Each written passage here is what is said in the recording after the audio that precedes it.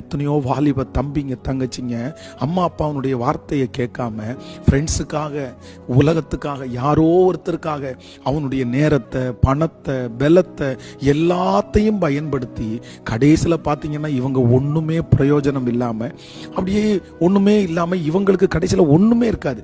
அந்த ஃப்ரெண்ட்ஸ் இருக்க மாட்டாங்க, அந்த சொந்தக்காரங்க யாருமே இருக்க மாட்டாங்க. யாரோ ஒருத்தர் இந்த சத்தத்தை கேட்குறவங்க, பாஸ்டர் நீ சொல்கிறது சரிதான், எங்கள் குடும்பத்திலே ஒருத்தர் இருக்கா, அவர் சம்பாதிக்கிறத அவருக்கு கூட பயன்படுத்த மாட்டேங்கிறாரு, அவன் சம்பாதிக்கிறத அவனுக்கு கூட பயன்படுத்த மாட்டேங்கிறான், ஆனால் யாரோ ஒருத்தருக்கு போகுது, அந்த ஞானம் அந்த பிள்ளைக்கு வரமாட்டேங்குது. ஆனால் நான் உங்களுக்காக ஜெபிக்கிறேன், கண்டிப்பாக ஆண்டவர் அந்த கிருபையை, ஞானத்தை உங்களுக்கு தருவாராக.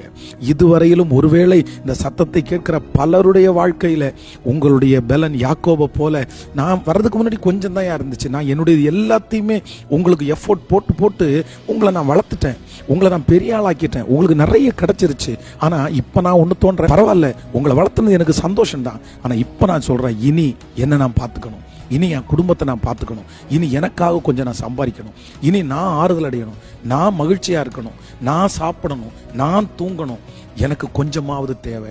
இப்படிப்பட்ட ஒரு ஐடியாவுக்குள்ள நீங்க வரல அப்படின்னா நிறைய பேருடைய பிந்தின காலம் ரொம்ப வருத்தமா இருக்கும். ஈவன் இதுல பிள்ளைகள் கூட சரிதான். சிலர் பாத்தீங்கன்னா ரொம்ப கஷ்டப்பட்டு தன்னுடைய பிள்ளைகளுக்காகவே எல்லாத்தையுமே பண்ணிடுவாங்க.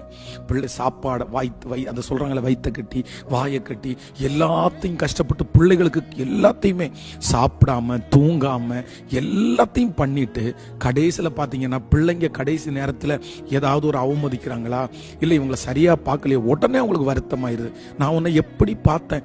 அப்புறம் நிறைய பேர் அந்த கடைசி காலத்தில் மனசு வருத்தத்தோடயே போறாங்க. நான் உனக்கு இப்படி பார்த்துட்டேன். நான் என்ன சொல்றேன்னா, நீங்க அப்படியும் வேண்டாம், நீங்க கொஞ்சம் சாப்பிடுங்க, நீங்க கொஞ்சம் வெளியே போங்க, நீங்க கொஞ்சம் செலவு பண்ணுங்க, நீங்க கொஞ்சம் உடுத்துங்க. இப்படி இருந்துச்சுன்னா உங்க மனசு என்ன சொல்லணும்னா, நான் கஷ்டப்பட்டேன், நான் உழைச்சேன், நான் இந்த மாதிரி எனக்கு இருந்துச்சு, நான் கொஞ்சம் பயன்படுத்திக்கிட்டேன். அப்போ இன்று ஆண்டவர் ஒரு ஞானத்தை தருவார்.